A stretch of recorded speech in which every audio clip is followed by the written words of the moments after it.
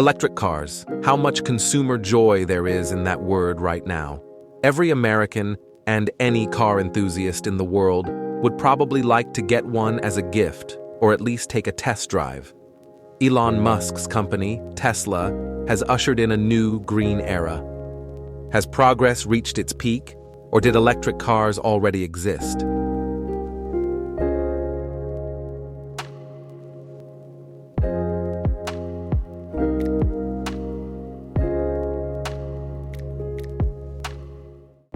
As I have said many times, the late 19th and early 20th century was a time when scientific discoveries and inventions of all kinds flourished, and no one was afraid to experiment. Some outstanding people inventing then made a huge contribution to science, and progress moved forward. The first electric cars appeared in the early 1800s. In the first half of the 19th century, there were only two alternatives to the electric motor in the automobile industry: steam engines and the first internal combustion engines that ran on hydrogen gas. These units had very low efficiency and were bulky, because of which cars drove slowly and turned badly, and also made noise, hummed, puffed, and made a huge number of unpleasant sounds. The electric motor does not have such disadvantages. Even the very first prototypes of electric motors weighed a little and worked relatively quietly, although their speed indicators were approximately the same as those of internal combustion engines and steam engines. The birth of the electric car officially dates back to 1841, but the first example, which was a small cart with an electric motor mounted on it, dates back to 1828. In terms of size and construction, it looked more like a modern skateboard with a motor than an automobile. Nevertheless, the unsightly appearance of this machine did not embarrass its inventors, Anios Jedlik from Hungary. In 1834, a Vermont blacksmith, Thomas Davenport, and his wife Amy built a small model electric car that traveled on a circular electrified track. The Davenports used silk from Amy's wedding dress as a conductor for the current. In 1835, Professor Sabrandus Strating of Groningen in the Netherlands and his assistant Christopher Becke built a small electric car that received power from non-rechargeable batteries. In 1837, Thomas and Emily Davenport and their colleague Orange Smaley received America's first patent for an electric car and motor.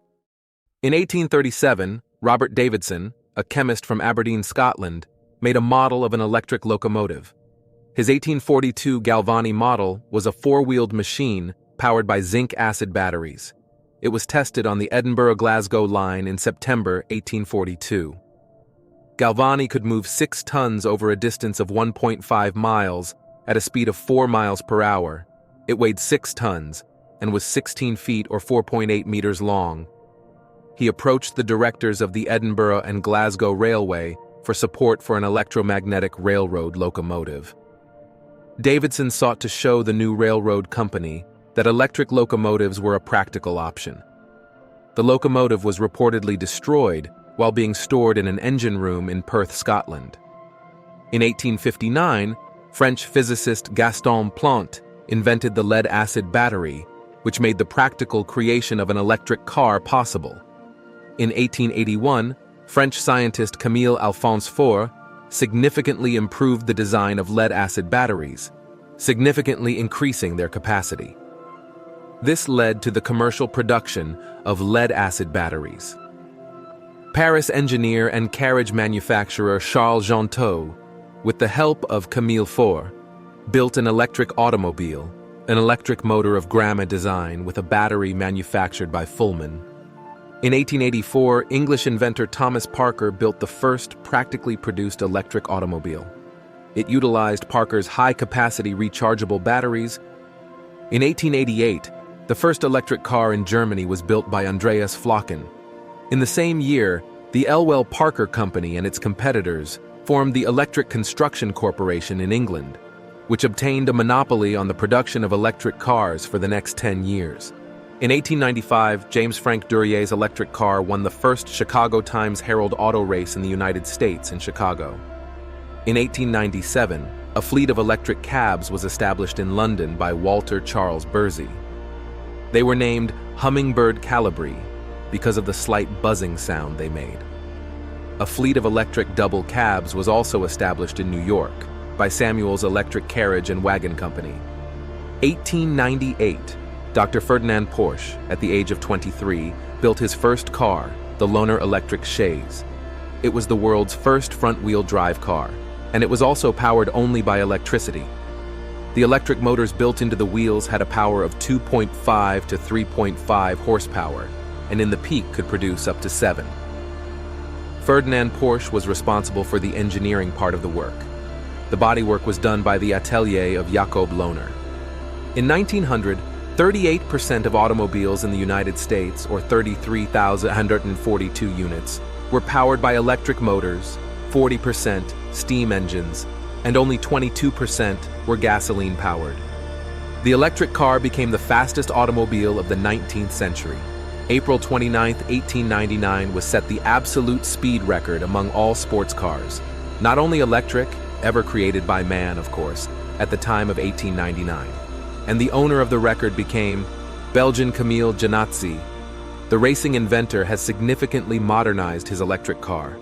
The result of the race, the world record speed of 105.9 kilometers per hour, or 65.8 miles per hour. Thus, the electric car became the first car in history, which accelerated to a speed of more than 100 kilometers per hour, or 60 miles per hour. The development of electric cars reached a high point at the turn of the century. The peak of production of electric cars was in 1912. In the 1920s, they were used very widely, mainly for passenger transportation.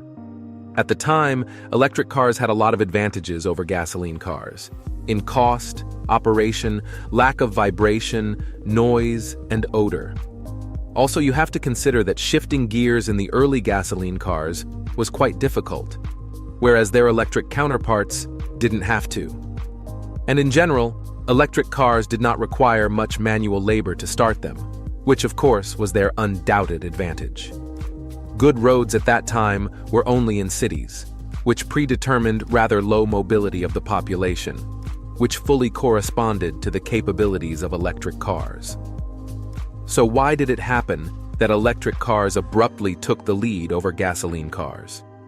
There are several reasons that historians say explain why electric cars left the world's automobile scene for many decades. The first reason is that by the 1920s in the United States and in other developed countries of the world, roads of decent quality had been built. Accordingly, there was a need for vehicles capable of traveling long distances without recharging or refueling. Although what prevented to build a network of recharging stations for electric cars? This is a question for my subscribers. Write in the comments. The second reason is the discovery of oil in Texas, which lowered the price of gasoline, making gasoline-powered cars more affordable. The third reason is that in 1912, Charles Franklin Kettering invented the electric starter, which eliminated the need to twist a handle. And most importantly, the fourth is Henry Ford, who brought the price down to a reasonable $500 a pop with his mass production of cars. Electric cars, on the other hand, continued to rise in price. In 1912, an electric car sold for $1,150, while a similar gasoline car sold for only $650. I will remind you once again that all these reasons are emphasized by historians. I personally did not find any significant reason.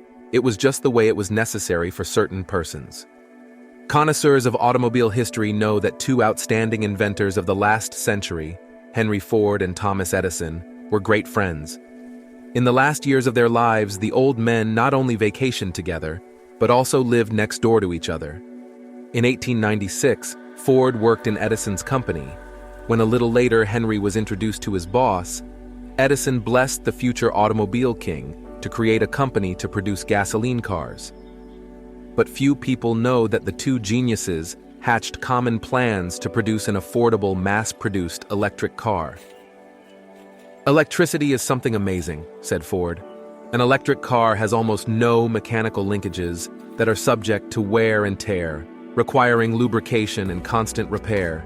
It's quiet and doesn't need a cooling system." Henry Ford founded his company in 1903. Success came to the talented inventor in 1908, with the launch of the Ford T, as it was also called the Iron Lick. Ford's brainchild was characterized by a simple finish, democratic price, and practicality. Sales of the Ford company quickly increased because Ford cars were of high quality and inexpensive. At the same time, the cost of the Ford T was falling over the years. If in 1909 the price of the car was $850, then in 1913 it fell to $550. Around 1903, Edison introduced a new family of multifunctional nickel batteries to the market. That same year, 1903, Edison announced that he intended to build 4 electric cars equipped with his batteries. However, no one ever saw them.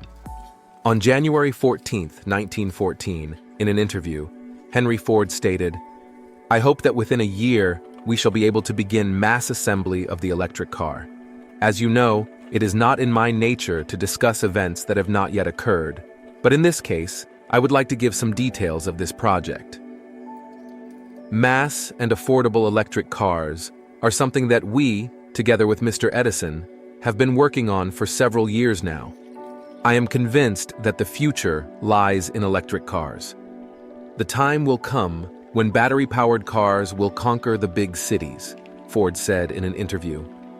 The second-generation experimental machine appeared in the spring of 1914. The range of the machine was estimated in the limit from 50 to 100 miles, or 80 to 160 kilometers. Technically, it was an ordinary Lizzie, but without internal combustion engine and transmission. The electric motor was moved from the stern to the nose of the body, and an additional battery was installed next to it. According to the recollections of Henry Ford's secretary, Ernest Liebold, in the fall of that year, Ford's son, Edsel, was already negotiating the purchase of a power plant in Niagara Falls and a plot of land for a new plant for the future Edison Ford Company. But the work was delayed. First, the model release date was postponed to 1915 and then to 1916. Soon, information about the future electric Edison Ford stopped coming to the press. Some conspiracy buffs claim that oil cartels got to Ford and Edison and forced them to abandon the idea of the electric car. As evidence, they point to a mysterious fire in December 1914 that destroyed Edison's workshops in West Orange, New Jersey, strangely bypassing the combustible buildings. A few months later, World War I broke out, and the electric car became a curious and forgotten episode in history. In the later years of the 20th century, there were also attempts to create an electric car. The first to come to mind is the General Motors EV1 project, which was available only in California and Arizona, and only on a leasing basis. The first generation had conventional lead-acid batteries. Range was 70 miles to 100 or 120 kilometers to 160 kilometers. 660 examples were produced. On the second generation EV1, nickel-metal hydride batteries were installed.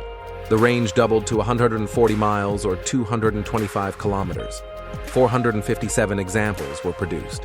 A total of 1,117 EV1s were produced. In 2003, the program was closed.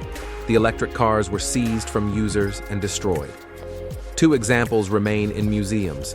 Another surviving example was found in December 2019 in a parking lot in Atlanta, Georgia. Such is the sad story. That's the story of electric cars' fight for life. Unfortunately, they lost it then. But now, the fight is re-emerging in a new way, and I think that electric cars will now win. Thank you very much for watching the video. Subscribe to the channel if you haven't already.